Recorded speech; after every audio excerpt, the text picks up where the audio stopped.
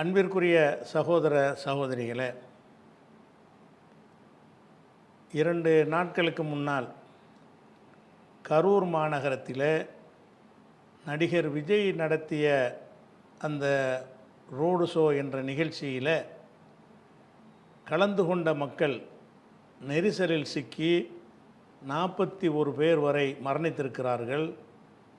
100 பேருக்கு மேல் காயமடைந்து 50 பேர் அளவுக்கு சிகிச்சை பெற்று வீட்டுக்கு திரும்பிவிட்டார்கள். இன்னும் ஒரு 50 பேர் அளவுக்கு மருத்துவமனையில் சிகிச்சையில் இருக்கிறார்கள் என்கிற செய்தி உங்கள் அனைவருக்கும் தெரிந்த ஒரு விஷயந்தான். இந்த நிகழ்ச்சியில் யார் மீது குற்றம், யார் என்ன செஞ்சு இருக்கணும் என்ற விஷயத்திற்கு எல்லாரும் பரவலாக பேசி முடித்து விட்டார்கள். நாம் உங்களுக்கு இதில் சொல்ல போகிற ஒரு விஷயம் என்னவென்று சொன்னால், இந்த சினிமா மோகம் எல்லை மீறி போயிருப்பதற்கு என்ன காரணம்? ஏன்னா அந்த விஜயுடைய நிகழ்ச்சிக்கு வரக்கூடிய மக்களில் அதிகமான பேர் அந்த நடிகன் மீது வெறி பிடித்த ஒரு நிலையில் வருகிறார்கள். என் புருஷன் சொன்னால் கூட கேட்க மாட்டேன், விஜய் தான் எனக்கு வேணும்னு சில பெண்கள் பகிரங்கமாக சொல்லும் அளவுக்கு இருக்கிறார்கள் என்று சொன்னால், இந்த கூத்தாடிகள் மீது எவ்வளோ பெரிய வெறி பிடித்தவர்களாக இந்த சமூகம் இருக்கிறது. இது ஏன் வந்தது, இதுக்கு என்ன காரணம், இதை விளக்குவது தான் இந்த நிகழ்ச்சியுடைய நோக்கம். ஏன்னு கேட்டால், இது சினிமாவை பார்க்குறவனுக்கெல்லாம் இப்படி வருமானு கேட்டால், இதே சினிமா இந்தியாவில் எல்லா மாநிலங்களிலும் இருக்கிறது. எந்த மாநிலங்களில் உள்ள சினிமா ரசிகர்களும் இந்த மாதிரி வெறி பிடித்தவர்களாக நீங்கள் பார்க்க முடியாது. உலகம் பூரா சினிமா இருக்கிறது. உலகத்தில் அந்த சினிமாவை பார்க்குறவனெல்லாம் அந்த நடிகனுக்கு பின்னாடி ஓடக்கூடியவர்களாகவோ, அவனை பார்த்து ரசித்து அவனுடைய கைகுலுக்கி அவன் அருகில் நின்று ஃபோட்டோ எடுத்து நானும் அவனை பார்த்துட்டேன் என்று பெருமிதம் கொள்வது மாதிரியான விஷயங்கள் உலகத்தில் எங்கேயுமே இல்லை. அப்போ இந்த சினிமா என்பதை உலகம் பூரா எப்படி பார்க்குதுன்னு கேட்டால், ஏதோ நேர பொழுதுபோக்குன்னு பார்த்தோமா வந்தமாண்டு இருக்கிறார்களே தவிர, அந்த சினிமாவில் கதாநாயகனாக நடித்த ஒருவனை தங்களுடைய தெய்வத்தை போல கருதி, ஒரு நம்ம ஆதார புருஷனாக கருதி அவனை பார்க்கணுன்னு தவம் இருக்கிறவர்களாக உலகத்தில் எந்த நாட்டிலும் இல்லை, இந்தியாவில் எந்த மாநிலத்திலும் இல்லை. அப்படி இல்லாத ஒரு விஷயம் படிப்பறிவு மிகுந்த ஒரு மாநிலத்தில், சிந்தனை மிகுந்த ஒரு மாநிலத்தில், பிற மாநிலங்களை விட நாங்கள் முன்னேறி இருக்கிறோம் என்று பெருமை அடிக்கிற ஒரு மாநிலத்தில் இவ்வளவு வெறி பிடித்த ஒரு கூட்டம் உருவாகியிருக்கிறது என்று சொன்னால், அதுக்கு ஏதாவது ஒரு காரணம் இருக்கும்ல. வேறு எங்கேயுமே இல்லாமல் இங்கே மட்டும் இருக்குது என்று சொன்னால், அப்போ அதுக்கு முக்கியத்துவமான ஒரு காரணம் இருக்க வேண்டும். அந்த காரணத்தை கண்டறிந்து நம்ம களை எடுக்கணும் என்பதற்குத்தான் இந்த ஒரு பதிவில் அதை விளக்குறோம். என்ன காரணம்னு சொன்னால், இந்த விஜய்க்கு இந்த ரசிகர் கூட்டம் உண்டாயிருக்கு இல்லையா, இது ஏற்கனவே இருந்த இதே மாதிரியான ஒரு வெறிபிடித்த கூட்டத்தினுடைய ஒரு தொடர்ச்சி தான் இது முதன்மையானது கிடையாது. இதுதான் தமிழகத்தில் ஃபஸ்ட்டு நடக்குது என்பது கிடையாது. இதுக்கு முன்னாடியில் இருந்த இந்த ஒரு தன்மை இருக்கிறது. எப்படி இருக்கிறது என்று சொன்னால், துவக்க காலத்தில் 1944க்கு முன்னாடி வரைக்கும் இந்த தமிழகத்துடைய சினிமாவில் எப்படியான கதைகள் வரும்னு சொன்னால், வெறும் பாட்டாக இருக்கும். ஒரு 60-70 பாட்டு போட்டு விடுவாங்க. ராத்திரிக்கு சினிமாவுக்கு போனால் காலையில் தான் சினிமா முடியும். அந்த மாதிரி பாடகர்கள் நல்ல குரல் வளத்தை கொண்டு பாடுவாங்க. அதான் கதையெல்லாம் பெருசாக ஒன்றும் இருக்காது. அதுபோக புராணங்கள், இதிகாசங்கள், ராமர், கிருஷ்ணர், இப்படியான ஒரு நாரதர்னு சொல்லி புராண இதிகாசங்களில் உள்ள பாத்திரங்களாக அந்த கதாநாயகர்கள் நடிப்பார்கள். அதன் மூலமாக மக்களுக்கு அறிமுகமாவார்கள். படங்கள்லாம் இப்படி தான் வரும். அந்த காலத்தில் சம்பூர்ண ராமாயணம் பார்க்க போனோம்னா விடிஞ்சு தான் வீட்டுக்கு வருவாங்க. அந்த மாதிரியான அளவுக்கு சினிமா 44க்கு முன்னாடி பூராவுமே, அதாவது அவங்க மத அடிப்படையில் நம்பி வச்சுருந்தாங்கல்ல, அந்த கதைகள் தான் சினிமாவை ஆக்கப்பட்டுச்சு. அந்த நம்பிக்கையை ஊட்டக்கூடிய வகையில் தான் சினிமாக்கள்லாம் வந்து கொண்டே இருந்தது. அதுக்கு ஒரு பேரிடியாக ஒரு சம்பவம் நடக்கிறது. அன்றைக்கு அந்த 44க்கு முன்னாடி வரைக்கும் இந்த தமிழக திரை உலகில் முடிசூடா மன்னர்னு சொல்லக்கூடியவராக இருந்தவர் எம்கே தியாகராஜ பாகவதர், எம்கேடி பாகவதர்னு சொல்லுவாங்க. அவருடைய படம் வந்து பல வருடங்களெல்லாம் ஓடி இருக்கிறது. ஒரு தியேட்டர் போல் அந்த வாட்ஸ்அப் இதெல்லாம் கிடையாதுல்ல, ஃபேஸ்புக்கெலாம் கிடையாது, தியேட்டர்லாம் போய் பார்க்கணும். அவருடைய சினிமா வந்து பல வருடங்கள் கணக்கிலெல்லாம் ஒரு தியேட்டரில் ஓடும். அப்படின்னா வந்து எந்த அளவுக்கு பெரிய தாக்கத்தை ஏற்படுச்சுன்னு பார்த்துக்கிறங்க. அப்படிப்பட்ட ஒரு சூப்பர் ஹீரோவாக எம்கேடி பாகவதர் இருந்தார். அவர் வந்து ஒரு கொலை வழக்கில் கைது செய்யப்படுகிறார். 41 கொலை வழக்கில் கைது செய்யப்படுகிறார்.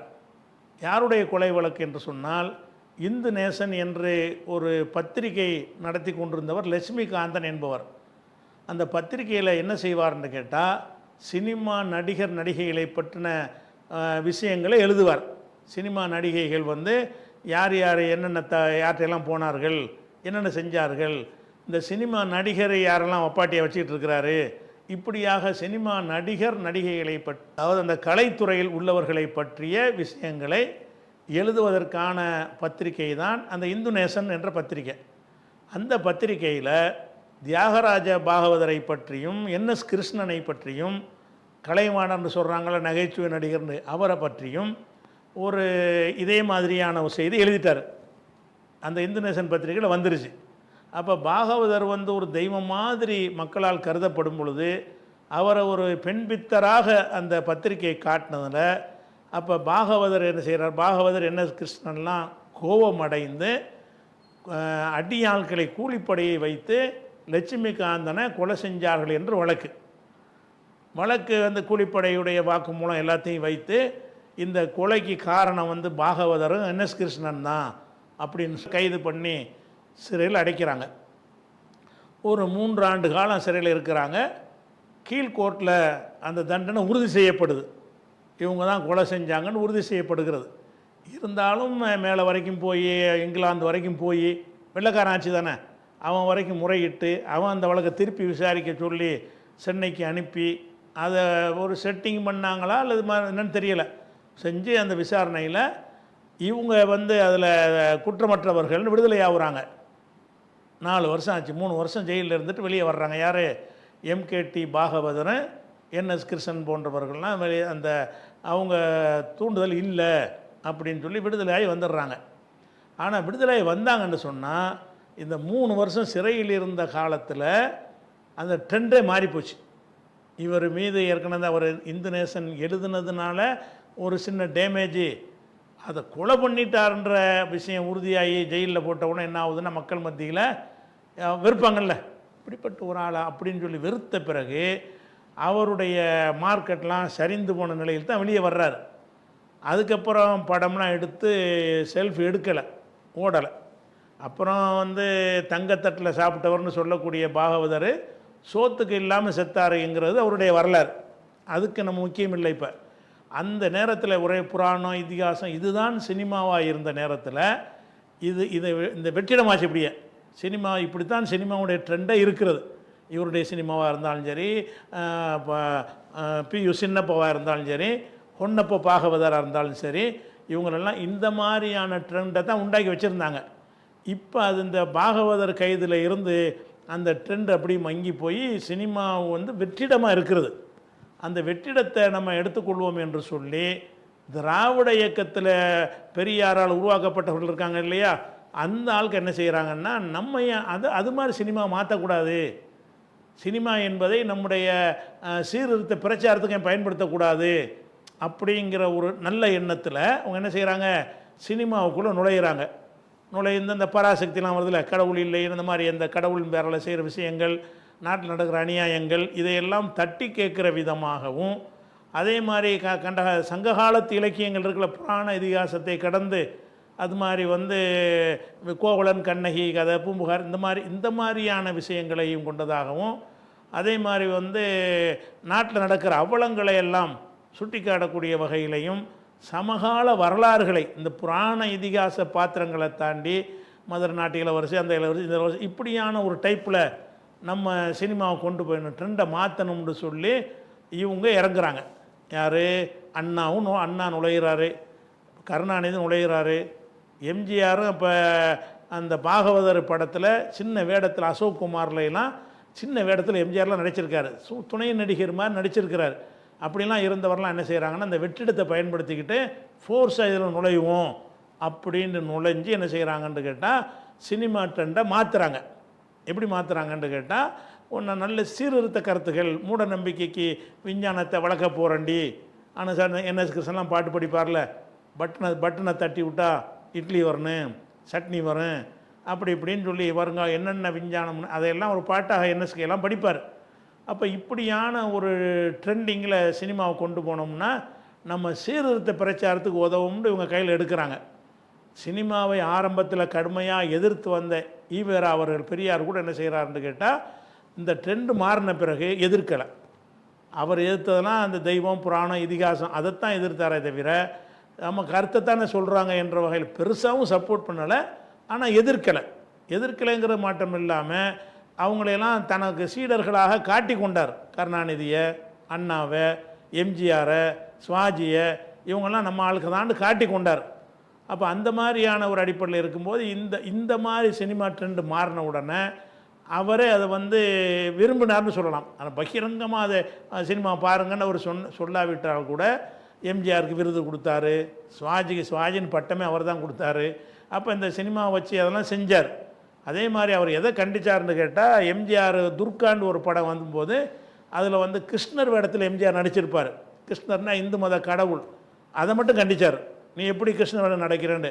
அப்போ அந்த சினிமாவில் அவருக்கு எது மறுப்பாக இருந்துச்சுன்னு சொன்னால் அந்த புராண இதிகாசங்கள் கடவுள்கள் தன்மை இருக்குது இல்லையா, அதை சொல்லக்கூடியதை எதிர்த்தவர் இந்த மாதிரி விஷயம் வரும்பொழுது பெருசாக சப்போர்ட் பண்ணாட்டா கூட அவரை சேர்ந்தவர்கள் அதில் இருப்பதில் சந்தோஷப்பட்டு கொண்டார்.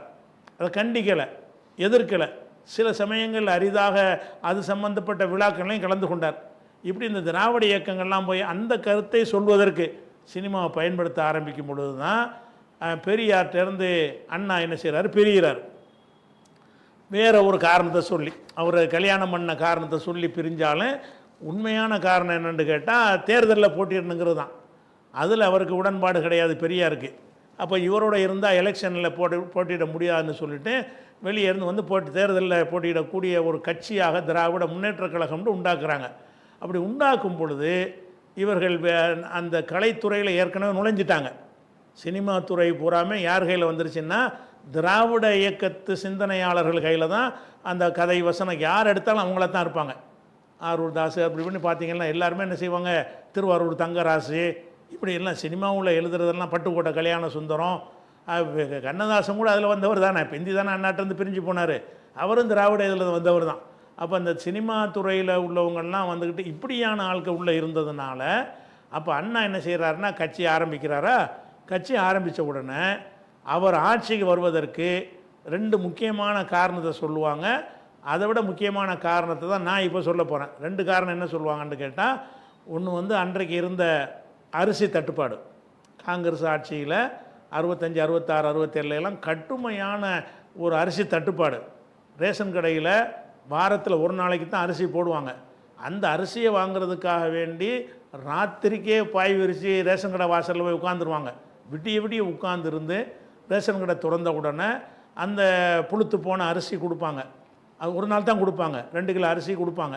அந்த அரிசிக்காக வேண்டி நான்லாம் கேள்வி வாங்கியிருக்கிறேன். முதல் நாள் இப்போ ராத்திரி படுத்து கிடந்து காலையில் அரிசி காசு கொடுத்தாலும் அரிசி கிடைக்காது. அந்த மாதிரியான ஒரு பெஞ்சம். எலிக்கறி சாப்பிடுங்கன்னு காங்கிரஸுக்காரங்க சொன்னாங்க. அப்போ அது சோறு கடை கேட்டு எலிக்கறி சாப்பிடுங்க, வடநாட்டில் சாப்பிட்றாங்கள்ல அப்படின்னாங்க. அப்போ ஒரு நாளைக்கு அரிசி கிடைக்கும், மீதி நாட்கள்லாம் அந்த நரிப்பயிறு, பாசிப்பயிறு இதுகளை தான் கொடுப்பாங்க. அதை வச்சு அதை என்ன செய்வாங்க, உணவாக சாப்பிடுவாங்க. எல்லா நாளும் சோறு கிடைக்காது. 65, 66 காலங்கள்லாம் அவ்வளோ பஞ்சம். நாங்களாம் அந்த பஞ்சத்தை அனுபவிச்சாளுக்கு அந்த அந்த அந்த வயசில். அப்போ அந்த மாதிரியான ஒரு கட்டமாக இருக்கும் பொழுது அதனால் கட்டும் வெறுப்பு காங்கிரஸ் மேலே இருந்துச்சு. அது இந்த கட்சி ஆரம்பிக்கிறது அவங்க வளர்வதற்கு அது ஒரு முக்கிய ஒரு காரணமாக இருந்துச்சு. ரெண்டாவது, இந்திய திணிக்கணும் என்கிற வகையில் அதை கட்டுமையான முறையில் அவங்க நடைமுறைப்படுத்தும் பொழுது அப்போ இது இளைஞர்கள் மாணவர்களை வந்து உசுப்பி விடுறதுக்கு உதவும் என்ற வகையில் இந்தி எதிர்ப்புங்கிறத ஒன்று கையில் எடுத்தாங்க. அப்போ இவன்லாம் இந்தியை திணிக்கிறான், நம்ம தமிழை மொழியை காப்பாற்றணும், வயிற்றை காப்பாற்றணும், 2 பஞ்சாயத்து தான். வயிற்றை காப்பாற்றுறதுங்கிற ஒரு பிரச்சனையும் பிரதானமாக இருந்தது, மொழியை காப்பாற்றுறது இருந்தது. இந்த வகையில் அவங்களுக்கு ஒரு அடித்தளம் வளர்ந்துக்கிட்டே வருது. திமுக தான் ஜெயிக்குங்கிற அளவுக்கு வந்தாலும் ஆட்சியை பிடிக்கிற அளவுக்கு வரணுமாக இருந்தால் இன்னும் ஒரு சில வேலைகளை செய்யணும் என்று முடிவெடுத்து இந்த திராவிட முன்னேற்ற கழகம் என்ன முடிவு எடுக்கிறாங்கன்னு கேட்டால், நாம் வந்து இந்த சினிமாவை நம்முடைய அரசியல் கட்சி வளர்ச்சிக்கு பயன்படுத்தணும். எப்படி பயன்படுத்தணும் என்று கேட்டால், சினிமாவில் ஒரு சில பேரை ஒரு கதாநாயகர் மாதிரி நம்ம காட்டுறோம்ல, அவங்கள வந்து நம்மளை ஒரு அவங்களோட சக்திக்கு மீறிய ஒரு கடவுள் சக்திக்கு நிகரான ஒரு ஆளாக அவங்கள காட்டணும், மிக நல்லவங்களை காட்டணும். உலகத்தில் இவனை மாதிரி நல்லவன் கிடையாது, உலகத்தில் இவனை மாதிரி வீரன் கிடையாது, உலகத்தில் இவனை மாதிரி உண்மையாளன் கிடையாது, உலகத்தில் இவனை மாதிரி பரோபகாரி கிடையாது, உலகத்தில் இவனை மாதிரி வள்ளல் கிடையாது என்கிற வகையில் நம்முடைய சித்தாந்தத்தில் உள்ளவர்களை என்ன செய்யணும், பூஸ்ட் பண்ணணும். அப்படி பூஸ்ட் பண்ணும் பொழுது அவரை வச்சு நம்ம இயக்கத்தை என்ன செய்யணும், வளர்க்கணும் அப்படின்ற முடிவெடுத்து என்ன செய்கிறாங்கன்னு கேட்டால், இந்த சினிமாவில் வந்து நுழைஞ்சு அதுக்கு அவங்க கண்டுபிடிச்சது தான் எம்ஜிஆர், சிவாஜி கணேசன், எஸ்எஸ்ஆர், இந்த எஸ்எஸ் ராஜேந்திரன், இந்த 3 பேரை கண்டறிந்து என்ன செய்கிறாங்கன்னா 3 பேருக்கும் பூஸ்ட் பண்ணி ஏற்றுவோம் அப்படின்னு சொல்லி என்ன செய்கிறாங்கன்னா சினிமாவில் கொண்டு விட்டுறான். எப்படி ஏற்றுறது என்று கேட்டால், சினிமாவை பார்த்துட்டு அவனாக போய்கிட்டு இருந்தான்னு சொன்னால் அவனுக்கு வந்து இப்போ இருக்கிற மாதிரியான வெறி பிடித்த கூட்டம் வந்து உண்டாக முடியாது. அதுக்கு என்ன செய்யணும்னு கேட்டால், திமுகவிலேருந்து ஒரு திட்டத்தை வகுத்து என்ன செய்கிறாங்கன்னா, எம்ஜிஆர் படம் ஓடக்கூடிய எல்லா தியேட்டர்கள்லையும் நம்ம கட்சிக்காரங்க என்ன செய்யணும், அந்த படம் போடும் பொழுது ஒரு விதமான மாஸ் சைக்காலஜி மூலமாக மக்களை வந்து வென்றெடுக்கணும். எப்படி வென்றெடுக்கணும், அந்த சினிமா ஓடும்போது எழுத்து போடுவான்ல, புரட்சி நடிகர் எம்ஜிஆர், எம்ஜி ராமசந்தர்னு போடுவாங்க. அந்த காலத்தில் எம்ஜி ராமசந்தர்னு போட்டோன்னு என்ன செய்வாங்கன்னா விசில் அடிப்பாங்க, கை தட்டுவாங்க. அப்படி தட்டணும்னு பாடம், அப்படி தட்டணும்னு பாடம் நடத்தி திமுக ஆட்களை எம்ஜிஆர் படம் ஓடுற இடத்துலலாம் போய் எம்ஜிஆர் சண்டை போடும்போதும், எம்ஜிஆர் முதல்ல வருகை தரும்போதும், எம்ஜிஆர் சில அந்த படங்களில் சில நல்ல காரியம் செய்கிற மாதிரி வரும்பொழுதும் விசில் அடிப்பது, கை தட்டுவது, எந்திரிச்சு கூத்தாடுவது, இப்படி திமுகவை சேர்ந்தவர்களை செய்ய வைத்து அதன் மூலமாக மக்கள் மத்தியில் இவன் கொண்டாடப்பட வேண்டியவன்கிறது உண்டாக்குனாங்க. சும்மாவெலாம் எம்ஜிஆருக்கு ரசிகர் உண்டாகலை. இல்லைன்னா வடநாட்டில் கேரளாவில் நம்ம பிரேம் நசீர் பெரிய சூப்பர் ஸ்டாராக இருந்தார், அவர் தெருவில் நடந்து போனால் கூட யாரும் பார்க்க மாட்டாங்க. சினிமாவில் அவ்வளோ பெரிய முடிசூடா மன்னனாக இருந்தார் பிரேம் நசீர். அப்போ அவருக்கு அப்படி செல்வாக்கு இருந்துச்சு இல்லை, எங்கேயுமே அப்படி இருக்கலை. நம்ம சிரஞ்சீவி இருந்தார், அவரெல்லாம் போட்டு ஒன்றும் செய்ய முடியல. என்டிஆர் வந்து அது தனி விஷயம், அதுக்கு ஆந்திராவில் வந்தது. பாக்கி எதை எடுத்துக்கொண்டாலும் சினிமாக்காரங்களை அப்படின்னா கொண்டாட மாட்டாங்க. கொண்டாடக்கூடியது ஆக்குனது எப்படின்னு கேட்டால், அங்கே எம்ஜிஆர் வரும்போது விசில் அடித்த உடனே இருக்கிற மக்களுக்கு என்ன ஏற்படும், ஓ இவர் வந்து ஒரு டிஃப்ரெண்ட்டான ஒரு ஆள் போல் இருக்க, 3 பேர் குதிக்கிறாங்களே, 3 பேர் கொண்டாடுறாங்களே, அப்படிங்கும் பொழுது ஒரு ஆர்வம் அதிகரிக்கும். நம்ம அவனை பார்க்கணும், அவனை அப்படி நேசிக்கணும்னு சொல்லி அவனை வந்து உள்ளத்துக்குள்ளே என்ன செய்கிறது, அப்படி பெண்களாக இருந்தால் என்ன செய்கிறது, அவனையே ஒரு காதலன் மாதிரியே மனசில் சுயரிச்சுக்கிட்டாங்க அதிகமான பெண்கள். வழங்குதா, அவனை அழகான முறையில் காட்டுறாங்கல்ல, அவனை உலகத்திலே பேரழகனாக எம்ஜிஆரை காட்டுவது, அப்படியெல்லாம் செஞ்சு என்ன செஞ்சாங்கன்னு கேட்டால், இதை ஊகமாக நான் சொல்லலை, இதான் நிஜம் நடந்த சம்பவம். நாங்கள்லாம் சின்ன பிள்ளைகள் அந்த வேலையை செஞ்சு இருக்கிறோம். ஆனால் அதை வந்து இதை நான் சொல்வதை விட நன்னிலம் நடராசன் திமுகவில் ஒரு பெரிய பேச்சாளர் இருந்தார், இப்போ இருக்கிறான்னு தெரியலை. அந்த நன்னிலம் நடராசன் என்ன செய்கிறாருன்னா, எம்ஜிஆர் கட்சியை விட்டு பிரிஞ்சு வேறு ஒரு கட்சி அதிமுகன்னு ஆரம்பித்த பிறகு அப்போ வந்து பொதுக்கூட்டங்களில் பல ஊர்களில் அவர் பேசினது இன்றைக்கும் யூடியூப்பில் தேடினா நன்னிலம் நடராசனுடைய இந்த உரை இருக்கும். அவர் என்ன சொல்கிறாருன்னு கேட்டால், நாங்கள் என்ன செய்வோம்னு கேட்டால், எம்ஜிஆர் படம் போட்டால் அப்பாயிகளெல்லாம் கூட்டிகிட்டு போய் நாங்களே செலவழித்து கூட்டிகிட்டு போவோம், நாங்களே சைக்கிள் வாடகைக்கு எடுத்து சைக்கிளில் தான் போகணும். அங்கேருந்து என்ன செய்யணும், நன்னிலத்தில் இருந்து கொரடாச்சேரியில் வந்து படம் பார்க்குறது, கொரடாச்சேரியில் இருந்து நன்னிலம் போய் சினிமா பார்க்குறாருந்தா சைக்கிளில் தான் போகணும். நாங்கள் சைக்கிள் வாடகைக்கு எடுத்து கொடுத்து நாங்கள் கூட்டிகிட்டு போவோம். எது கூட்டிகிட்டு போவோம்னு கேட்டால், நாங்கள் சொல்கிற இடத்துல கைதட்டணும், அதான் கண்டிஷன் சொல்லி கூட்டிகிட்டு போவோம். கூட்டிகிட்டு போகும்போது பச்சிராஜா பிலிம்ஸ் வழங்கும்னு போடுவான். அண்ணே கைதட்டவான்னு கேட்பான். இருறா அவசரப்படாதடா. அதுக்கப்புறம் மலைக்கல்லன் அண்ணே கைதட்டுவா இருறா. அப்படி வந்து கடைசி என்ன செய்யும், புரட்சி நடிகர் எம்ஜி ராமச்சந்தர் வழங்கும்னோடனே அட்ரா கை தட்டுறாமாங்க, எல்லாம் தட்டுவானுவோம். இப்படியாக்கும் ஊர் ஊராக போய் எம்ஜிஆர் படம் ஓடுற இடத்துல எல்லாம் இவர் கொண்டாடப்பட வேண்டியவர், இவர் தெய்வாம்சம் மிக்கவர், இவருக்கு நிகராக எவரும் இல்லை அப்படிங்கிற ஒரு கருத்துருவாக்கத்தை நாங்கள் உண்டாக்கி தான் இந்த கூத்தாடி பயலை இந்த நிலையை கொண்டு வந்தோம்னு அவர் சொன்னார். அது உண்மையை தான் சொல்கிறார். அவருக்கு அந்த இப்போ வெளிப்படுத்தினது பகை வந்தோன்னா வெளிப்படுத்துகிறாரு. இது நிஜமானா 100% நிஜம். அப்போ இன்னும் சொல்ல போனால் அந்த கொண்டாடுறாங்கல்ல அந்த மாதிரி ஒரு திறமை அந்த மாதிரி அடிப்படையில் வச்சு பார்த்தா கூட எம்ஜிஆரை வந்து கொண்டாடக்கூடிய எந்த தகுதியும் அவருக்கு இருக்கலை. எம்ஜிஆருடைய அந்த மொழி, தமிழ் பேச்சு, உச்சரிப்பு, அந்த வசனம் ஒரு கேட்டு ரசிக்கிற மாதிரி இருக்காது. அப்படி இது. ஆனால் எம்ஜிஆருக்கு வில்லனாக இருப்பார் வீரப்பா, அப்படி பார்த்தா அந்த தோற்றமும் அந்த கம்பீரமும் அந்த கணீர்ங்கிற குரலும் அதுதான் ஒரு கதாநாயகனுக்குள்ளே கம்பீரமான குரலாக இருக்கும். எம்ஜிஆர் குரல் விஜய் குரல் மாதிரி ஒரு பெண்மையான ஒரு குரலாக இருக்கும். அப்புறம் ஆன்மீகமான ஒரு கம்பீரமான குரல் இருக்காது. ஆனாலும் அது எடுபட்டுச்சு. எதனால்? வீரப்பா இதுதான் எடுபட்டு இருக்கணும். ஏன்னா வீரப்பாவுடைய பேச்சை கேட்டீங்கன்னா அப்படி அந்த வசன உச்சரிப்பு, அந்த குரலில் உள்ள அந்த கணீர், அந்த வெங்கல குரல்மாங்கல்ல, அந்த வெங்கல குரலில் அவர் பேசுகிறதெல்லாம் இன்றைக்கி எடுத்து பார்த்தாலே எம்ஜிஆர் சிவாஜி 2 பேர் நேருக்கு நேரம் பேசுவாங்க. அதில் வந்து வேறு வெளிநாட்டுக்காரன்ட்ட கேட்டால் அவன் தான் நல்லா நடிகன்னு சொல்லுவாங்க. அது மாதிரி இருப்பாங்க. ஒரு அழகுன்னு எடுத்துக்கிட்டால் கூட எம்ஜிஆருக்கு ரோஸ் பவுடர்னு தான் அவருக்கு பேர் அந்த காலத்தில் சொல்லுவாங்க.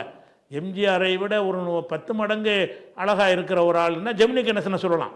அவ்வளோ அவர் ரத்தம் சுன்ற மாதிரி செக்கச்சவேன்னு இருப்பான் அந்த ஆள். அவனுக்கு பின்னால் நிறைய பெண்கள், நிறைய பொண்டாட்டி அந்த ஆளுக்கு. அப்போ ஆனால் அவருக்கு முடியலை. ஏன்னு கேட்டால் ஜெமினி கணேசனுக்கு பூஸ்ட் பண்ணுறதுக்கு ரசிக கூட்டம் இல்லை. அதே நேரத்தில் வந்துக்கிட்டு இவருக்கு பூஸ்ட் பண்ண இருக்கிறது. அதாவது ஒரு குரல் வளமும் இல்லை, ஒரு திறமையும் இல்லை.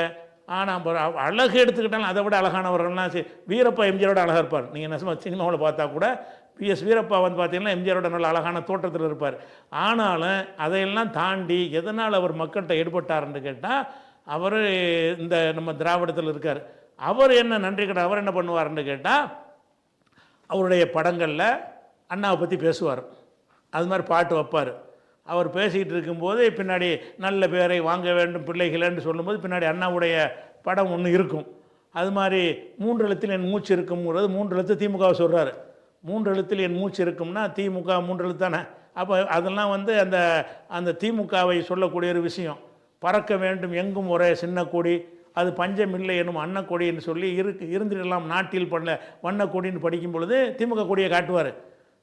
அதாவது திமுகவுடைய பிரச்சாரம் எப்படி ஒரு பண்ணுறாருன்னா எம்ஜிஆரை இவங்க கொண்டே மக்கள்கிட்ட நிறுத்திட்டாங்க. இந்த எம்ஜிஆரை திமுக ஆதரிக்கிறாருன்னா எவ்வளோ ப்ளஸ்ஸாக இருக்கும். அப்படி பிளான் பண்ணுறாங்க. திமுக அண்ணாதுரை என்ன செய்கிறாருன்னு கேட்டால் நம்ம வந்து வெகுஜன மக்களை இந்த தத்துவங்களை சொன்னால் வென்றெடுக்க முடியாது, மொழியை சொன்னீங்கன்னா வென்றெடுக்க முடியாது. வெகுஜன மக்களை வென்றெடுக்கிறதா சினிமா மூலம் தான் எடுக்க முடியும். அப்போ சினிமாவில் நமக்குன்னு ஒருத்தனை உண்டாக்கி அவனை வந்து தெய்வாம்சம் அவனை பார்க்கறதுக்கு தவம் இருக்கணும். அப்படியான ஒரு நிலையில் உண்டாக்கணும் என்று சொல்லி எம்ஜிஆரை உண்டாக்கி இப்படி ரசிக்கணும் என்கிற இப்போ விஜய்க்கு நீங்கள் பார்க்குறீங்கல்ல இந்த மாதிரி கூட்டத்தை செயற்கையாக திமுக காரங்க உருவாக்கினாங்க. உருவாக்கியதன் மூலமாகத்தான் எம்ஜிஆர்னு அப்படி ஒரு மாசு வந்துச்சுல, அந்த மாதிரிலாம் வந்ததை நம்ம பார்க்குறோம். அப்படி வரும்படிய நேரத்தில் என்ன ஆகுதுன்னு கேட்டால் இப்போ எம்ஜிஆர் இந்த இப்போ கருத்து வேறுபாட்டினால என்ன செஞ்சிட்டாருன்னு கேட்டால் சிவாஜி கணேசன் வந்து போயிட்டார். திராவிட இயக்கத்திலேருந்து என்ன செஞ்சிட்டார், விலகி போயிட்டார். எங்கே போயிட்டார்? காங்கிரஸுக்கு போயிட்டார். ஒரு சினிமாவில் ஒரு பாட்டு மூலமாக அதை சொல்லிட்டு தான் போவார். எப்படி சிவகாமி மகனிடம் சேதி சொல்லடி அவனை சேரும் நாள் பார்க்க சொல்லடி. சிவகாமி மகன், சிவகாமிங்கிறது காமராஜருடைய அம்மா. சிவகாமி மகன் என்றால் காமராஜர். காமராஜர் போய் சொல்லு நான் சேர போகிறேன் அப்படிங்கிறத வேற ஒரு அர்த்தத்தை சொல்கிற மாதிரி ஒரு பாட்டை எழுதி சிவகாமி மகன்கிட்ட போய் சேர போகிறேன்னு டிக்ளேர் பண்ணிட்டு காங்கிரஸில் போய் சேர்ந்தார் சிவாஜி. காங்கிரஸ்காரனுக்கு இந்த கலை இல்லை, எந்த கலை இல்லை, தூக்கி விடுற கலை இல்லை. சிவாஜி எம்ஜிஆரோட நடிப்பார். என்னதான் நடிக்கிறதா இருந்தாலும் அதை பூஸ்ட் பண்ண உட்காந்து கை தட்டணும்ல, விசில் அடிக்கணும்ல. அப்படியான விசிலடித்தான் குஞ்சுகளை வந்து அவங்களுக்கு உருவாக்க தெரியலை. அதனால் சிவாஜி சோபிக்க முடியலை. எஸ்எஸ்ஆர் 2வது இடத்துல வச்சுருந்தாங்க. எஸ்எஸ்ஆர் வந்து என்னை கேட்டால் எம்ஜிஆரை விட நல்ல அழகான தமிழ் பேசக்கூடியவர், நல்லா உச்சரிக்கக்கூடியவர் தான். இருந்தாலும் அவரை பூஸ்ட் பண்ணலை. அப்போ எம்ஜிஆர் என்ன மாதிரிலாம் காட்டினாங்கன்னு கேட்டால் வாள் சண்டை, கத்தி சண்டை, சிலம்பு சண்டை, மல்யுத்தம் எதை எடுத்துக்கொண்டாலும் விற்பனர் மாதிரி கொண்டே காட்டணும். என்னடா வாழையாட்டிக்கிறாரு, சிலம்பட்டிக்கிறாரு அப்படி. ஆனால் எதுவுமே அவர் செய்ய மாட்டார், எல்லாம் டூப்பு தான் செய்வாங்க. ஒரு டூப்பு போட்டு என்ன செய்வாங்க, சினிமாக்களில் இருக்கிற எல்லா சண்டை காட்சியிலையுமே கதாநாயகன் இருக்க மாட்டான். அந்த முகத்தை முதல்ல காட்டுவாங்கல்ல, அதே மாதிரி ட்ரெஸ்ஸை இன்னொருத்தங்க போட்டு வச்சுருப்பாங்க. அவனை வச்சு தான் எடுப்பாங்க. முதுகு பக்கம் வேகமாக ஓடும்போதெல்லாம் தெரியாது. நிறுத்தி காட்டும்போது இப்படி பண்ணி காட்டுவார். இப்படி தான் அது விஜயாக இருந்தாலும் சரி, ரஜினியாக இருந்தாலும் சரி, எல்லாமே வேறு ஆளுக்கு தான் சண்டை போடுவாங்க. அந்த சண்டை காட்சியில் இருக்கிறது அந்த குதிக்கிறது, தாண்டுறது, மேலேருந்து அதெல்லாம் யாருன்னு பார்த்தீங்கன்னா சினிமாவில் டூப் பூண்டு வச்சுருப்பாங்க. அவன் தான் ஒரிஜினலாக சண்டை போடுறான், அவனுக்கு பேர் டூப்பு. அப்போ அந்த டூப் பூண்டு ஆட்களை வச்சு என்ன செய்வாங்கன்னு கேட்டால் இவனை பில்டப் ஏற்றுவாங்க. சண்டை போடுற வாழ் சண்டை சுழட்டுற மாதிரி பார்ப்பாங்க. இவருக்கு பேர் அட்டைக்கத்தின்னு அந்த காலத்தில் எதிர்கட்சிக்காரங்க விமர்சனம் பண்ணுவாங்க. சும்மா அட்டைக்கத்தி வச்சு சுற்றுறாருன்னு சொல்லி அது நிஜம்தான். அது பெரிய வாழ் சண்டை வீரர்கள்லாம் கிடையாது. ஆனால் அந்த பில்டப் ஏற்றுவாங்க திமுகவுடைய ஊடகங்களில். அவர் மாதிரி வாழை சுரட்ட இயலாது, அவர் மாதிரி சிலம்பு பண்ண இயலாது, அப்படியா இப்படியான்னு சொன்ன உடனே இந்த சிலம்பு வாள் சண்டையெல்லாம் அந்த காலத்தில் ஒரு ரசிக்கத்தக்கதாக மக்கள்கிட்ட வீரத்துக்கு அடையாளமாக இருந்துச்சா. அதில் இவர் தான் நிற்கிறார். ஒரு பேருக்கு வாள் பிச்சை தெரியல, இந்த வாள் இந்த மாதிரி வீசுகிறாரு, அதே மாதிரி சிலம்பு சண்டை போடுறாரு, இப்படியெல்லாம் அவரை காட்டுறது. அது மாதிரி எந்த ஒரு இதாக இருந்தாலும் பெண்களுக்கு ஒன்றுனா வந்து நிற்கிற மாதிரி, தாய் குளங்களுக்கு உதவுற மாதிரி, அப்படியெல்லாம் அந்த மாதிரி அந்த கதை அமைப்பு, அது மாதிரி அந்த தத்துவங்கள்லாம் ஏழைக்கு பேசுகிற மாதிரி இப்படியெல்லாம் பேசி ஒரு விதமான ஒரு இதை வந்து சைக்காலஜிக்கலாக மன ரீதியாக விசிலடிச்சான் குஞ்சுகளாக மக்களை உருவாக்கினார்கள். திமுகவில் உள்ள எல்லாருமே இந்த விசிலடித்தவர்கள் தான். எல்லாருமே விசில் அடித்து கொண்டு தான் என்ன செய்யாங்க, எம்ஜிஆரை ரசிச்சுக்கிட்டு தான் இருந்தாங்க. அவனை அந்தால வெளியேற்றுற வரைக்கும் எம்ஜிஆருடைய ரசிகராக தான் இருந்தாங்க. அந்த மரபணுடைய தொடர்ச்சி தான் இந்த விஜயில் இந்த கிறுக்கு பயில்வு இருக்காங்கல்ல ரசிகர்னு சொல்லி, இந்த கிறுக்கனுடைய தாத்தாமார் அப்பமார்கள்லாம் எம்ஜிஆருக்கு இதே மாதிரி இருந்தவங்க. இது புதுசாக வரல, மரபணுவில் வருது. இது ஏற்கனவே இது புதுசாக ஒன்றும் ஓடாது. ஏற்கனவே நம்ம தாத்தா இருந்தார்ல எம்ஜிஆருக்கு, நம்ம அப்பா இருந்தார்ல, நம்மளும் இருந்துட்டு போவோம்னு சொல்லி வந்திருக்கானே தவிர இதெல்லாம் திடீர்னு தமிழகத்தில் எல்லாம் அப்படி உண்டாக முடியாது. இதுக்கு ஒரு தொடர்ச்சி இருக்கிறது. இதே அது மாத்திரம் இல்லாமல் என்ன செஞ்சாங்க, இந்த எம்ஜிஆரை கொண்டு சேர்க்கறதுக்காக வேண்டி கட்சி ஒரு பக்கம் கட்சி வேலையை செஞ்சுக்கிட்டு இருந்தாலும் ரசிகர் மன்றம்னு ஒன்று அமைக்கிறாங்க. உலகத்தில் எங்கேயுமே சினிமா நடிகனுக்கு ரசிகர் மன்றம்லாம் இருக்காது. இங்கே தான் ரசிகர் மன்றம் இருக்கும். ரசிகர் மன்றம்னு போட்டதுக்கு அது ஒரு நெட்வொர்க், கட்சி மாதிரி. ஒவ்வொரு கிராமந்தோறும் கிளைகள் இருக்கும். அதுக்கு மாநில தலைவர், மாவட்ட தலைவர்லாம் போட்டு, அகில உலக ரசிகர் மன்ற தலைவர் முஸ்ரி புத்தன் போட்டு, அதுக்கப்புறம் வந்து தமிழ் மகன் உசேன் போட்டு, இப்படி ரசிகர் மன்றம்டே ஒரு செட்டப்பை உண்டாக்கி என்ன செய்வாங்கன்னு கேட்டால், எம்ஜிஆருடைய படம் பழைய ஒரு படம் தியேட்டரில் ஒரு கிராமத்துக்கு வருதுன்னு சொன்னாலும் இந்த ரசிகர் மன்றத்திலேருந்து அந்த கிளைக்கு ஆர்டர் போயிடும். ஐயாவுடைய வாத்தியார் படம் வருது, அதை பூஸ்ட் பண்ணு, இவங்க எடுத்துக்கிட்டு போஸ்டரை விட்டுறது, மைக்கு எடுத்துக்கிட்டு தெருவாவி பேசுகிறது, மக்களை சினிமா தியேட்டர் கூட்டிக்கிட்டு வர்றது, இந்த வேலையெல்லாம் செய்யக்கூடியதற்கு ஊருக்கு ஊர் ரசிகர்களை வேற உருவாக்கிட்டாங்க. இவன் கட்சிக்காரனோட முதல்ல அவரை பூஸ்ட் பண்ணுறதுக்குன்னு தனியாக காத்துக்கிட்டு இருக்காங்க. அதுபோக ரசிகர் வேறு சேர்ந்த உடனே இந்த ரசிகர்களுக்கு என்ன செய்கிறாங்க, ஒவ்வொரு தியேட்டருக்காரனு ரசிகர் மன்றத்துக்கு ஃப்ரீ டிக்கெட்டு, முதல் ரசிகர் மன்றத்துக்கு 6 டிக்கெட் முதல் கொடுத்துருப்பான்றாங்க. அவனு தான் என்ன செய்கிறது, அந்த பூஸ்ட் பண்ணக்கூடியவனாக இருக்கிறதுனால அவனு என்ன செய்கிறான்னா, நமக்கு ஒரு அந்தஸ்து வேணும்ல சமூகத்தில். கட்சியில் முக்கிய அந்தஸ்தெல்லாம் கிடைக்காது. நம்ம எம்ஜிஆர் ரசிகர் மன்ற தலைவராக இருந்துக்கிறோம், செயலராக இருந்துக்கிறோன்னா அப்படி காலத்துக்கு நமக்கு பெரிய அந்தஸ்து அப்படிங்கிற எதிர்பார்க்கக்கூடிய தன்மையை அதை நிறைவேற்றுற விதமாக இந்த ரசிகர்களை உண்டாக்கிட்டாங்க. அப்போ ரசிகர்களை உண்டாக்கி ரொம்ப எக்ஸ்ட்ரா ஆர்டினரியாக ஒருத்தனை வந்து பூஸ்ட் பண்ணி காட்டுறது. ஒரு மனிதன் வந்து உலகத்தில் எவ்வளோக்கு சக்தின்னா ஒரு 2 பேர் அடிக்கிற மாதிரி நீ காட்டலாம். ஒருத்தன் 200 பேர் அடிப்பான். உலகத்தில் எவனாலையும் முடியுமா? அது முடியாது. ஆனால் இவங்க அடிப்பாங்க, சினிமாவில் அடிப்பாங்க. அந்த டைரக்டர் நினச்சான்னு சொன்னால் 2000 பேர் கூட ஒருத்தன் அடிக்கிற மாதிரி காட்டுவான். அவ்வளோ துப்பாக்கி சுடுவாங்க. இவன் வெறுங்கையாக தான் நிற்பான். ஒரு துப்பாக்கி கொண்டு கூட இவன் மேலே படாது. ஏன், அவர் கதாநாயகரில் அப்படி எப்படிடா முடியும்? ஒரு துப்பாக்கி வச்சு நம்மளோட ஓடி போயிடுவானுவோ. அப்போ அந்த மாதிரிலாம் காட்டுறதுலாம் என்னென்னு கேட்டால், ஒரு இவன் எக்ஸ்ட்ரா ஆர்டினரியான ஒரு ஆளுன்னு காட்டணும் என்பதற்காக வேண்டி திமுக தான் இந்த நச்சு விதையை விதைத்து எங்கள் அப்பம்பாட்டன் மார்புல இந்த விஜய் ரசிகருக்கான இதே மாதிரி ஆக்குனது. இப்போ ரசிகருக்கு விஜய் இருக்கானுல எந்த அளவுக்கு இருந்துச்சுன்னு சொன்னால், மதரசாவில் நாங்கள் ஓதும்போது எம்ஜிஆர் ரசிகர் இருப்பானுவங்க. மதரசாவில் நாங்கள் மதரசா மார்க்கம் படிக்க போயிருக்கிறோம், அங்கேயே எம்ஜிஆர் ரசிகர் சிவாஜி ரசிகர் இருப்பானுவோம்.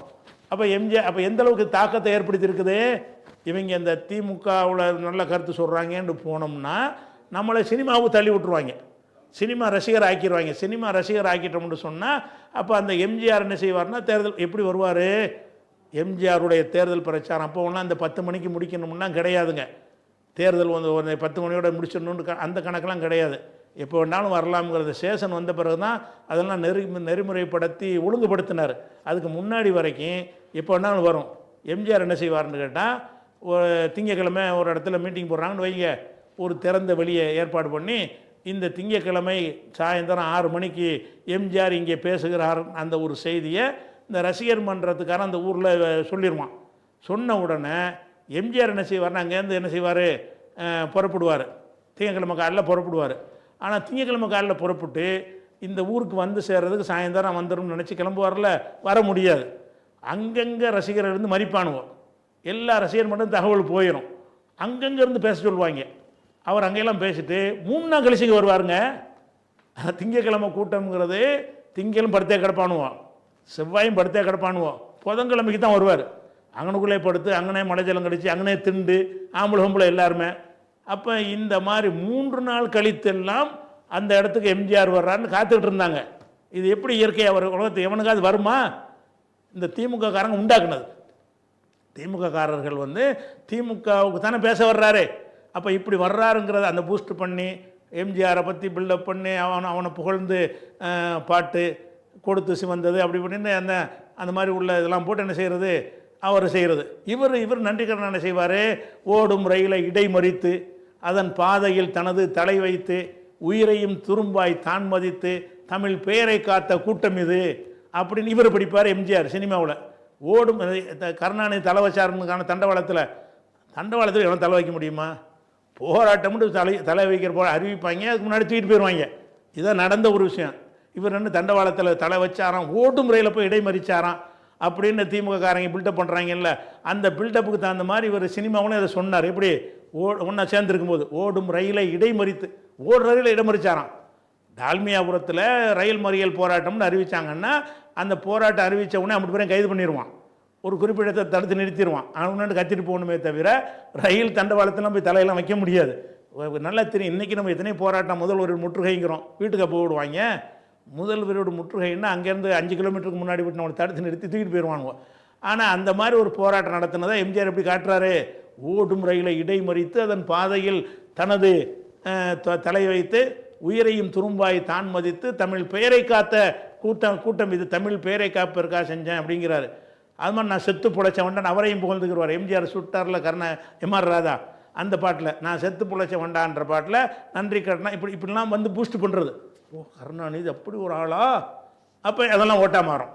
எம்ஜிஆர் இப்படி அண்ணா இப்படிப்பட்ட ஒரு ஆளா, அப்படி திமுக இப்படிப்பட்ட ஒரு கட்சியா, அப்படி தீனா மூணா காணாண்டே பாட்டிருக்கு. தீனா மூணா காணான்னு சொல்லி அவர் சென்சாரில் பிரச்சனை ஆக்கிட்டாங்க. அது திருக்குறள் முன்னேற்ற கழகம்னு திருத்தி வெளியிட்டாங்க. தீனா மூணா காணாண்டு என்எஸ் கிருஷ்ணன் படிக்கிற மாதிரிலாம் வரும். அப்போ இந்த மாதிரி சினிமாவில் கட்சி பிரச்சாரம் பண்ணுவது நடிகனை அவனை வந்து எக்ஸ்ட்ரா ஆர்டினரியான ஒரு ஆளாக சித்தரிக்குது. இந்த ஒரு 2 சைடில் ஒரு அட்ஜஸ்ட்மெண்ட். இந்த அடிப்படையில் எம்ஜிஆரை இதே மாதிரி ஆக்கி இதே மாதிரி 3 நாள் 4 நாள்லாம் காத்திருக்க வச்சாங்களா இல்லையா?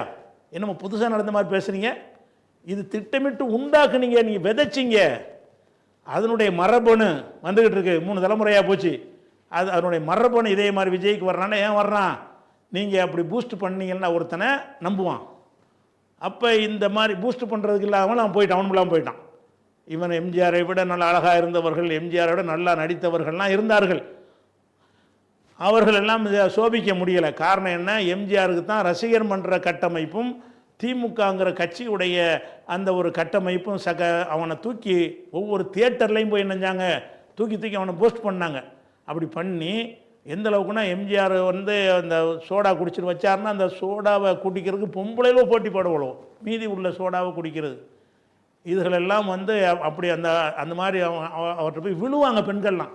எதனால் அப்படி ஆக்கி வச்சுருக்காங்க சினிமாவின் மூலமாக. இப்படி வேறு மாநிலத்திலாம் இருக்காது. என்னடா வேறு மாநிலத்தில் சினிமா பார்ப்பான், அந்த கதாபாத்திரமாக மருத நாட்டு இளவரசன்னா இளவரசன், அது முடிஞ்சு வச்சுக்கதை. அந்த கதாநாயகனை சிந்திக்கவே மாட்டான். கோவலன்னா கோவலன் அப்படி வந்துடுவான். இங்கே கோவலனை வந்து எம்ஜிஆர் சிவாஜியாக பார்க்கணும் அப்படி மனசிட்ட வச்சுட்டு இருப்பான். இப்படி ஒரு ஒரு கிறுக்குத்தனமான சிந்தனையை மாற்றி விட்டது திமுக தான்.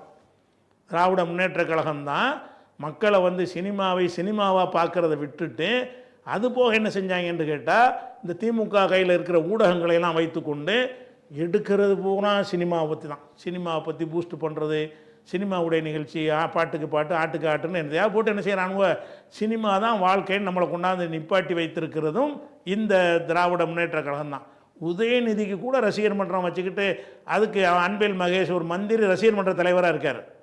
ரசிகர் மன்றம்னு வைத்துக்கொண்டு அப்படி ஒரு செட்டப், அப்படி ஒரு கட்டமைப்பு வச்சுக்கிடுவாங்க ரசிகர் மன்றம்னு சொல்லி. இந்த ரசிகர் மன்றம் உண்டாக்கி கொண்டு இப்படியெல்லாம் பூஸ்ட் பண்ணி கொண்டு வரக்கூடியது இன்னும் ஓயவில்லை.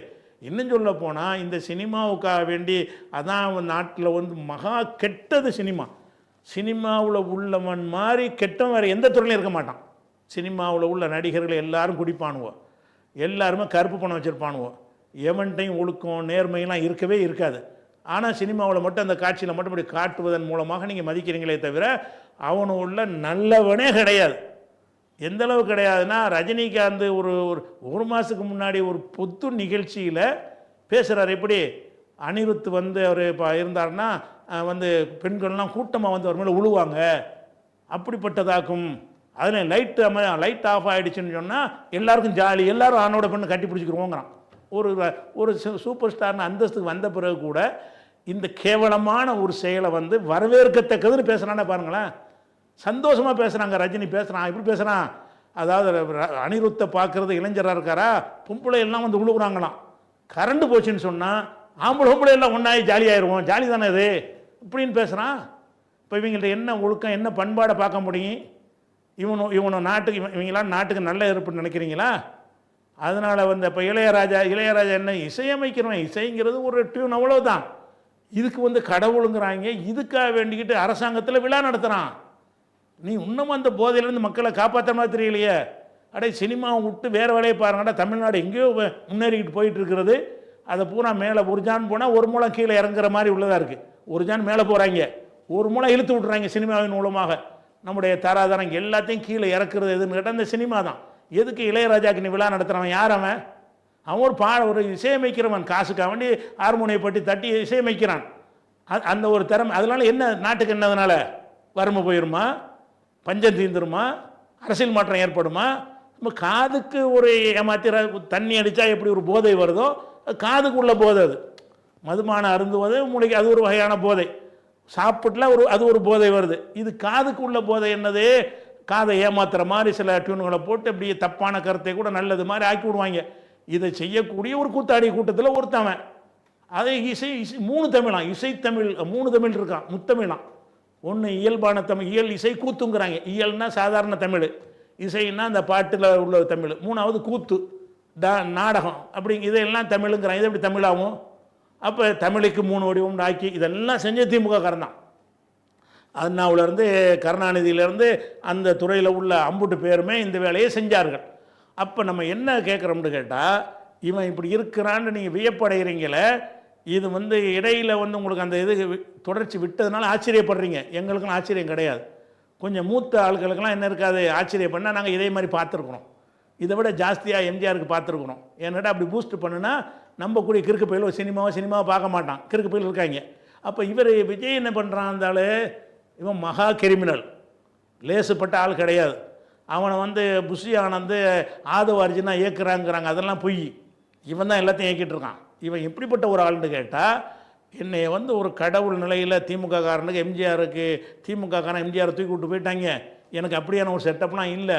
நான் வந்து நான் தான் அதை உண்டாக்கிறேன்னு என்பதற்காக அவன் என்ன செய்வான்னு கேட்டால், இவன் வரும்போது திடீர்னு ஒரு வந்துட்டா கூட பெரும் கூட்டம் திரண்டு கேள்விப்பட்டு வந்த மாதிரி காட்டணும்.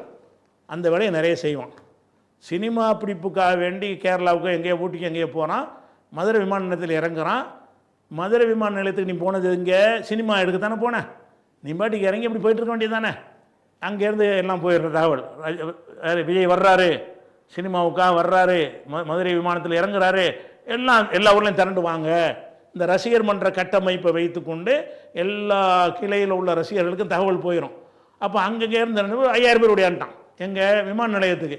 நீ பொது நிகழ்ச்சிக்கு போனியா, நீ ஒரு ஆந்தவே போகிற வழியில் ஒரு இடம் அது ஏர்போர்ட்டில் இறங்கி வந்து பஸ்ஸிலேயே கார்லேயே போகிற, அதுக்கு ஏன் மட்டும் பேர் வர சொல்கிறான்? இப்போ என்ன காட்டுவான்னு கேட்டால், விஜய் இது கேள்விப்பட்டாலே மக்கள் வெறி பிடிச்சி வந்துடுவாங்கன்னு காட்டணுமா. அப்படி காட்டும்போது அதை பார்த்து இந்த 5000 பேரை பார்த்துட்டு இன்னொரு 10,000 பேர் உண்டாகும் புதுசாக ஓட்டு போடுறதுக்குன்னு போவான் இவன். விஜய் போக வந்து எல்லாத்துக்கும் ஓட்டு போடுறது ஒரு எல்லா ஊர்லையும் எல்லோரும் போட வேண்டிய ஒரு விஷயம். இவன் என்ன செய்வான்னு கேட்டால், காரில் வந்து அந்த ஓட்டு போடுற இடம் இருக்குல்ல, அதுலேருந்து ஒரு 50 அடிக்கு முன்னாடி ஒரு சைக்கிள் எடுத்துக்கிட்டு சைக்கிளில் போய் ஓட்டு போடாரான்.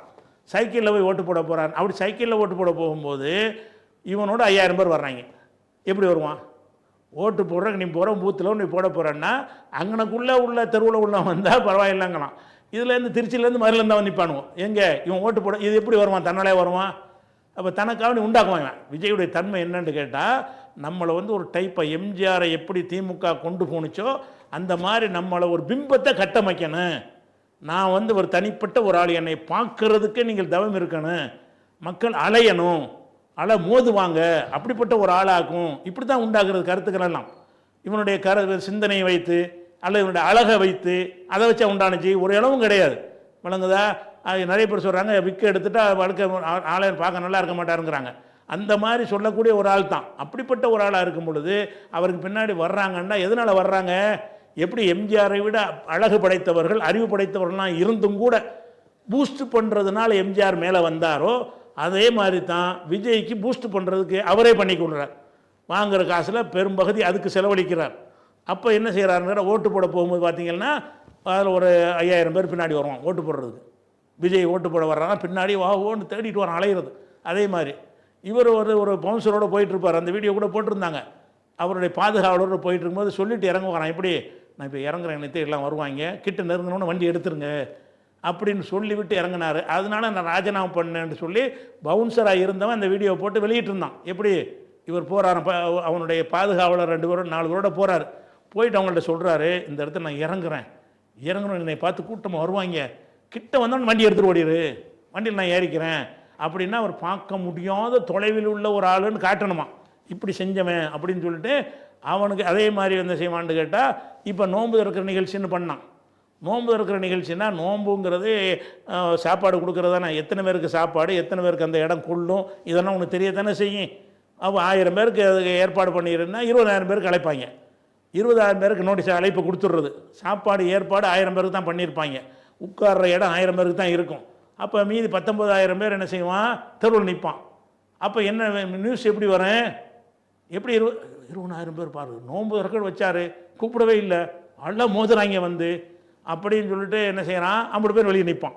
இவ்வளோ பேர் இழிந்து கேவலப்பட்டு நிற்கிறதுல இவனுக்கு ஒரு சந்தோஷம். எப்படி ஆளு பத்தியா நோன்பு வரை எவ்வளோ வர்றான். அப்போ மக்களை வந்து எம்ஜிஆர் என்ன மாதிரி எம்ஜிஆரை வைத்து இந்த திமுக காரங்க எப்படி உண்டாக்கினார்களோ, மக்களை வந்து மானங்கெட்டவர்களாக இழி பிறவிகளாக ஆக்கி அவன் தான் ஒரு உயர்ந்தவன் என்று காட்டி சித்தரித்தார்களோ அந்த வேலையை விஜய் தனக்குத்தானே செய்கிறார்.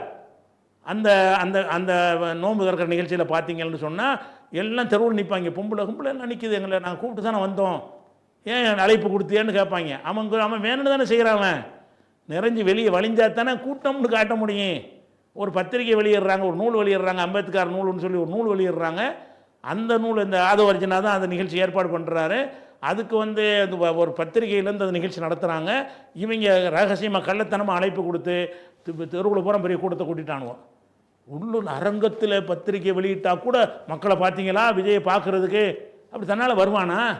நீ சொல்லி உன்னுடைய ரசிகர் மன்றத்தை செட்டப் பண்ணி இப்படி வர வைக்கிறது இவருடைய தன்மை என்னன்னு கேட்டால், நம்மளை வந்து எட்ட முடியாத உயரத்தில் நம்ம இருக்கிறோம், நம்மளை பார்க்குறதே பெரும் பாக்கியம் என்று அந்த மக்கள்கிட்ட அந்த சிந்தனை உண்டாக்கணும்னு சொல்லி ரொம்ப கிரிமினலாக பிளான் பண்ணி செஞ்சிட்டு இருக்கிறான். அவனை புஷிலாம் இயக்கலாம் கிடையாது. புஷி மாதிரி ஆட்களை வச்சுக்கிட்டு இவர் தான் இயக்குறார். அப்போ இப்படி ஒரு விஷயத்தை நீங்கள் பார்க்குறீங்க. அதனுடைய தொடர்ச்சி தான் இன்றைக்கி வந்து உனக்கு 8:30 மணிக்கு உனக்கு பேசுகிறதுக்கு டைம் கொடுத்துருக்குறாங்க. 8:30 மணிக்கு டைம் நாமக்கல்ல 8:30 மணிக்கு பேசுகிறதா இருந்தால் என்ன செஞ்சுருக்கானே, நீ காலையில் கூட புறப்படக்கூடாது, இரவில் புறப்பட்டு ராத்திரிக்கு வந்து அங்கே ஏதாவது ஒரு ஸ்டார் ஹோட்டலில் ரூம் போட்டு தங்கிட்டு 8:30 மணிக்கு நீ வந்து பேசணும். இதுதான் அதுக்குரிய சரியான முறை. மக்களை மதிக்கிறவனாக இருந்தான்னா அதுதான் பேசணும். உனக்கு 8:30 மணிக்கு ஸ்டேஜில் பேச டைம் கொடுத்துருக்குறாங்க. இவன் அப்போ தான் 8:30 மணிக்கு பனையூர்லேருந்து கிளம்புறாங்க. பனையூர்லேருந்து காரில் கிளம்பி விமான நிலையத்துக்கு போய் அங்கே தனி விமானத்தில் ஏறி அங்கேருந்து திருச்சியில் இறங்கி அங்கேருந்து கார் எடுத்துக்கிட்டு வந்து 12 மணி ஆயிடுச்சு. அப்போ நீ 8:30க்குத்தான் புறப்படுவாயாக இருந்தால் மக்களை பற்றினுடைய பார்வை என்ன? நம்ம 8:30 அறிவிச்சா வருவானுவோம், இந்தா வந்துடுவார் நிற்பானுவோம், சோத்துக்கு இல்லாமல் நிற்பானுவோம், தண்ணி இல்லாமல் நிற்பானுவோம், வெயிலில் கிடந்து காய்வாங்க, ஓட மாட்டாங்க. மனிதனுடைய சைக்காலஜி என்ன தெரியுமா? அவன் வந்துட்டான்னா அதை முடிக்காமல் போக மாட்டான். வந்துட்டோம்ல, என்னடா 8 நாங்கள் 9 ஆச்சே அப்படி நினைக்க மாட்டான். இல்லை இன்னும் 10 நிமிஷம் வந்துடுவார், இன்னும் 10 நிமிஷம் வந்துடுவார்னா 8 மணி நேரம் நிற்பான். இந்த வந்துடுவாருங்கிற ஒரு எண்ணத்தை உண்டாக்கி வெயிலில் காய வச்சு வேணும்னு லேட்டாக்கி எனக்கு என்ன காரணம்? டிராஃபிக்கில் மாட்டி நீ லேட் ஆகல. நீ ஊர்லேருந்து சென்னையிலேருந்து புறப்படுறது 8:30 மணிக்கு, நீ 8:30 மணிக்கு நாமக்கல்லில் இருக்கணும், இருப்பேன்னு விளம்பரம் பண்ணாங்க. 8:30 மணிக்கு நாமக்கல்லில் இருப்பேன்னு உனக்கு விளம்பரம் பண்ணாங்க. ஆனால் நீ 8:30க்கு தான் புறப்படுற. அப்போ என்ன அர்த்தம்? இன்னும் கூட்டுட்டு இந்த வரலையான்னு கூட்டம் கூட நிற்கேன்னு ஒரு கூட்டம் இடத்துல நிற்கேன்னு வைங்களேன், குரலை வித்த காட்டுறான்னு வைங்களேன், 10 பேர் தான் இருப்பாங்க. ஒரு 10 பேர் சேர்ந்தோன்னா 20,000. 20 என்னடாண்டு மரம் 20 பேர் அவன் எங்கே இருக்கானே தெரியாது. ஒரு குரலி வித்த ரோட்டில் காட்டினா கூட கொஞ்சம் பேர் கூட்டிட்டான்னா அதை ஒட்டி நிறைய கூட்டிடுவாங்க. அந்த மாதிரியாக கூடி தான் நாமக்கல்லில் நடந்துச்சு. அதே மாதிரி மத்தியானம் 12 மணிக்கு பேசுகிறது கரூரில். நீ 12 மணிக்கு வர்றவன் 7 மணிக்கு வர்ற. எதுக்கு 7 மணிக்கு வர்ற? 7 மணிக்கு வர்றதா இருந்தால் நீ என்ன செய்யணும்? அங்கேருந்து 12க்கு புறப்பட்டா 7 மணிக்கு வந்துடலாம்ல? இல்லை, புறப்படுற என்ன செய்யற? 7 மணிக்கு போய் சேர்ற மாதிரி புறப்படுறது. ஆனால் உன்னை எதிர்பார்த்து நிற்கிறவன் 12 மணி நிற்கிறான். அப்போ உச்சி வெயில் 12 மணி 1 மணி 2 மணி மண்டையை காயிற வெயிலாக இருக்குது. அசைய மாட்டேங்கிறான். என்னத்தினால் அசைய மாட்டேங்கிறான்னு கேட்டால் என்ன 10 நிமிஷம் வந்துடுவார்னு மனித அது சைக்காலஜி, மனிதனுடைய பலவீனம். ஒரு இடத்துக்கு வந்துட்டோம்னு சொன்னால் இந்தா வந்துடும் வெயிட் பண்ணிக்கிட்டே என்ன செய்வாங்க? கடைசியில் இல்லை ரேஷன் கடையில் நிற்பானுவோம், நமக்கு கிடைச்சிடும் கடைசியில் இவன் வரும்போது ரேஷன் கடையை பூட்டிடுவாங்க. அந்த மாதிரியான ஒரு அடிப்படையில் தான் அந்த மக்கள் அவ்வளவு நேரம் நின்றதனுடைய தாக்கம்தான் மயங்கி விழுந்தது. நெரிசல்லாம் மயங்கி விழுந்தார்கள். மயங்கி விழுந்தான்னு மிதிச்சு சாவடி விட்டாங்க. அது பேட்டர் என்னது? 41 பேர் செத்தான்னு சொன்னால் 41 பேரும் எதனால் செத்தான்னு கேட்டால் மயங்கி விழுந்து செத்தான். ஏன் மயங்கி விழுந்தான்? தண்ணி இல்லை, சாப்பாடு இல்லை, கொளுத்துற வெயில், மூச்சு அட்டச்ச நிற்கிறது, மூச்சு திணறல். அப்போ இதில் என்ன ஆகணும்? அவனுக்கு எல்லாரும் அந்த தாங்கும் சக்தி அதிகமாக இருக்காது, பலவீனமானவன்லாம் இருப்பான்ல, அவனுடைய சோர்ந்து விழுந்துட்டான்னு வைங்க, கீழே விழுந்துட்டான்னா முடிஞ்சு போச்சு. அது வேணும்லாம் செய்கிறது கிடையாது. இது மத நிகழ்ச்சிகளில் கூட நடக்கும். இஸ்லாமிய நம்ம நிகழ்ச்சியில் கூட பார்த்துருக்கோமா இல்லையா? கல்லெறிகிற இடத்துல கூட்டமாக இருக்கும்போது கொஞ்சம் பேர் விழுந்துட்டான்னா அது மக்கள் அது தெரியாது, விழுந்தாங்கிறது தெரியாது, மிதிச்சுக்கிட்டே போயிடுவாங்க. அது மாதிரி அவங்க நம்ம அப்படி தான் சாவுலாம் நடக்கும் எந்த ஒரு இடத்துலையுமே. அப்போ இந்த மயங்கி விழுந்தது தான் சாவுக்கு காரணம். மயங்கி விழுந்ததுக்கு காரணம் இவன் தான். இவன் வேணும்னு அவன் மயங்குற அளவு உங்களை ஆக்கி லேட் பண்ணி அப்போ நம்ம இப்படி காட்டணுங்கிறது தான் முக்கியமான விஷயம். அது போக 12 மணிக்கு இவன் வர்றேன்னு சொன்னான்ல, அந்த 12 மணிக்கு ட்ரோனில் எடுத்து காட்டுறாங்க. இவர் அறிவித்த அந்த நேரத்தில் பாருங்கள்ன்ற கூட்டத்தை ஒரு 1000 பேர் கூட இருக்க மாட்டான். அப்போ அவர் கேட்குறாரு, அவ்வளோ கம்மியாக இருக்கான், இப்போ போயிடக்கூடாது அப்படிங்கிறதுனால. அது போக என்னென்னு கேட்டால் கண்ணாடியெல்லாம் மூடிக்கிட்டு யாரும் பார்க்க தானே வர்றானுக்கு இருக்கு, இப்போ இதை கேட்குறக்கா வர்றாங்க. அவனை பார்க்கக்கூடாதுங்கிறக்கான இந்த பஸ்ஸில் இல்லாத கண்ணாடிலாம் கருப்பு கண்ணாடி ஏற்றி விட்டு தான் வர்றாங்க. எதனாலன்னா வர்ற வழியில் பார்த்துட்டான்னா பார்த்துட்டு அப்படி திரும்பிடுவான், அப்படி ரிவர்ஸ் ஆகிடுவான். ரிவர்ஸ் ஆகக்கூடாதான், பார்க்குறதுக்காகவே காத்துக்கிட்டு நிற்கணுமா. அப்போ இவனுடைய மகா கெட்டவன். இவன் எப்படி திமுக செஞ்சாங்களோ அதே கெட்ட எண்ணத்தில் மக்கள் செத்தாலும் சரி, நாசமாக போனாலும் சரி, என்ன மாதிரி நடந்தாலும் சரி, அவங்க கட்சிக்காரங்க செத்ததை கூட அவன் பார்க்கலங்க மாநாட்டில் விக்கிரவாண்டியில். அப்போ எல்லா இடத்துலையும் இந்த மாதிரி நடந்துக்கிட்டே இருக்கிறது. அதை விட முக்கியம் என்னென்னு கேட்டால் இந்த செத்தவங்களை கூட பார்க்கல. என்ன வந்தாலும் பார்க்கணுமா இல்லையா? பார்க்க கிடையாது. பார்க்கன்னா ராத்திரி பார்த்துடலாம். முதல்ல ஒரு நள்ளிரவில் போய் பார்த்தார்ல, நள்ளிரவில் போனால் அந்த குடும்பத்தார் தானே இருப்பாங்க, போய் பார்த்துட்டு வா. இவன் அந்த செத்துட்டாங்கிற செய்தி வந்தவனே போகிறான், போய் ஊரில் போய் விமான நிலையத்தில் இறங்கிட்டு வெளியே வர்றான், சிரிச்சிட்டே வர்றாங்க. விமான நிலையத்தில் அந்த போட்டார்த்து போட்டிருக்காங்க. அப்படின்னா இவன் யார்? மகா கெட்டவன். இருக்கிற மனிதர்களே மகா கெட்டவன் யார்? இப்படி பூஸ்ட் பண்ணப்படுற எல்லாரும் கெட்டவன் தான். நான் விஜய் மட்டும் சொல்லலை, ரஜினின்னு சேர்த்து சொல்கிறேன், எம்ஜிஆர் தான் சொல்கிறேன். இவனெல்லாம் மகா கெட்டவர்கள். இந்த கெட்டவர்களை நீங்கள் பூஸ்ட் பண்ணி ஏற்றி அவன் கெட்டவன் சொல்வதற்கே பயப்படுற மாதிரி ஆக்கி விட்டீங்க. அதனால் கசப்பான உண்மை என்னன்னு கேட்டால், இந்த திராவிட முன்னேற்ற கழகம் ஆட்சியை பிடிப்பதற்காக வேண்டி கையாண்ட ஒரு அயோக்கியத்தனமான இந்த வேலை, ஒரு மனிதனை மனிதனுக்கு அப்பாற்பட்டவனாக சித்தரித்து பகுத்தறிவு பேசிக்கொண்டே பகுத்தறிவை எங்களை மழுங்க செய்கிற வேலையை செஞ்சீங்க.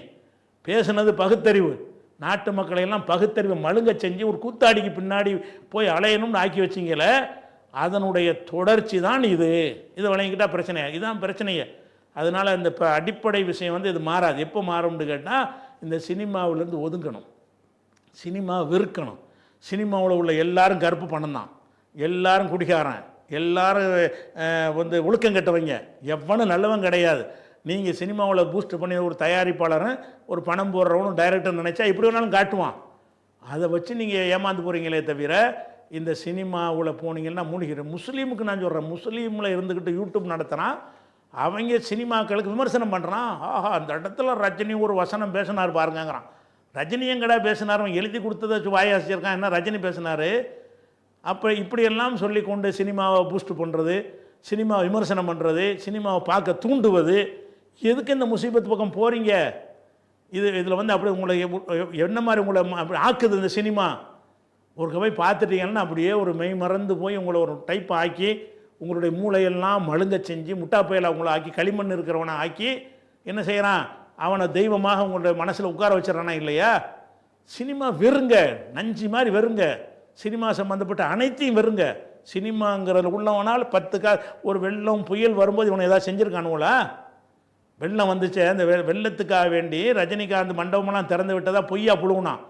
ராகவேந்திராவுக்கு யாரையுமே உள்ளே விடலை மண்டபத்தில். அந்த மாதிரி நேரத்தில் உதவி செஞ்சுருக்காங்களா? சுனாமிக்கு உதவி செஞ்சுருக்காங்களா? எவ்வளோ நாட்டில் எவ்வளோ பேரிழப்பு நடந்திருக்க, தானே புயல் வந்துச்சு, அதுக்கு என்ன பண்ணாங்க? ஒன்றும் பண்ண மாட்டாங்க. இவன் மகா கெட்டவன்லேயும் கெட்டவன் சினிமாவில் உள்ளவன். அப்போ இந்த சினிமாவுக்கு பின்னாடி போகுது, அந்த அவனுக்கு பால் அபிஷேகம் பண்ணுறாங்க, பார்த்துக்கிட்டு இருக்கிறான். 100 ரூபா டிக்கெட்டு 1000 ரூபாய்க்கு விற்கிறாங்க, அதை பார்த்து ரசிக்கிறான். அப்போ தான் 400 கோடி வாங்க முடியும். அதே மாதிரி என்ன செய்வான்னா, அந்த விஜயுடைய இன்னொரு வேலையை சொல்கிறேன், அவனுடைய சினிமா ஏதாவது வரப்போகுதுன்னு சொன்னால் நீங்கள் உன்னிப்பாக கவனிங்க. எந்த சினிமா வேண்டாலும் கவனித்து பாருங்கள். இருக்கிற அந்த யூடியூப்பில் அந்த எதை மானங்கட்ட யூடியூப் வியாபாரி இருக்கானுல்ல, அவனுக்கு காசை கொடுத்து இந்த படத்துக்கு ப்ரொமோட் பண்ண சொல்லுவான். எப்படி படம், ஆகா அங்கே டிக்கெட் கிடைக்கவில்லை, இங்கே புக் ஆகிவிட்டது, அங்கே 4 கோடி, இங்கே 8 கோடி, இங்கே 50 கோடி, 1000 கோடியை தாண்டும் அப்படின்னு புஸ்தகம். அதுக்கெல்லாம் காசு, அதுக்கெல்லாம் விஜய் காசு கொடுத்து என்ன செய்வார்? அதுக்குன்னு ஒரு குரூப் வச்சுருக்காரு. அந்த பணத்தை கொடுத்து இவர் படம் வருவதற்கு முன்னாடி அப்படி 1000 கோடியும் அங்கே பீஸ்ட் படத்துக்கு சொன்னாங்க. கடைசியில் ஊற்றி மூடிட்டு போயிடுச்சு. கடைசி ரிசல்ட் வரும்போது அவ்வளோ வரல. ஆனால் முதல்ல நினைஞ்சாங்க அது மாதிரி அந்த மாதிரி பில்டப் கொடுப்பாங்க. அது மாதிரி இந்த மாதிரி இவர் பூஸ்ட் பண்ணுவதற்கே இவர் ஆள் வச்சுருக்காரு நிறைய. அதுக்கு தான் நிறைய செலவு. அந்த தைரியத்தெல்லாம் வந்திருக்காரு. நம்மளை பார்த்து ரசிக்கிறதுக்கே ஒரு கூட்டம் இருக்கும்போது இவங்கெல்லாம் ஓட்டு போட மாட்டாங்க. ஆனால் இப்போ என்ன நடக்கு? இப்போ வந்து நீ அந்த ரசிகருக்கு போய் திருந்த மாட்டாங்க. ஆனால் இவங்களை பார்த்து நாடே காரி துப்புது. ஓட்டுக்கிட்டு போவானா இவன் தான் உனக்கு அந்த 25,000 பேர் தான் ஓட்டு போடுவானே தவிர, இவன் போய் மக்கள்கிட்ட சொன்ன ஏன்டா கருக்கு போய் செத்தால் கூட பார்க்க வரல, அவனுக்கு போய் ஓட்டு போடணுமாடான்னு கேட்பானா இல்லையா? வெகுஜன மக்கள்கிட்ட இந்த மாதிரி வெறி பிடிச்சவன் வரல. எல்லாம் ஓட்டு இல்லாதவனும் இந்த மாதிரி அந்த அரை டிக்கெட்டு தான் ஜாஸ்தியாக வந்திருக்கானுவோ. இவங்களால ஓட்டெல்லாம் உண்டாக பெரிய மைனஸ் இவருக்கு. அது மாத்திரமில்லை, எங்கேயுமே ஒரு கூட்டம் போட முடியாது. கூட்டம் போடுறாந்தா இது என்ன இதுக்கு முந்தி தடுத்தாங்கன்னா பல கேள்விகள்லாம் அங்கே வரும். இப்போ இவனும் கேட்க மாட்டான்.